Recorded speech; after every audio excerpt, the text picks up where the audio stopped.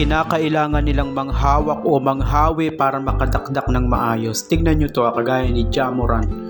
Humawak pa siya kay Wemby para makadakdak. Eto pa isa, Donovan Mitchell. Eto pa, si Devin Booker. So kinakailangan nilang manghawak ng kamay, manghawi para makadakdak. Si Paul George, si Brown. So ganun ang ginagawa nila. Eto pa si DeMarcus Cousins.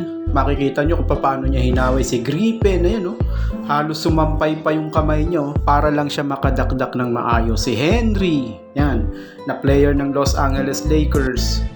Si Ant-Man o si Anthony Edwards. So nakasampay yung mga kamay nila at braso. Russell Westbrook, ganun din. Pero si NBA GOAT LeBron James, hindi niya kailangan yan, mga idol. Talagang napakalinis, harap-harapan ng dakdak ni NBA GOAT LeBron.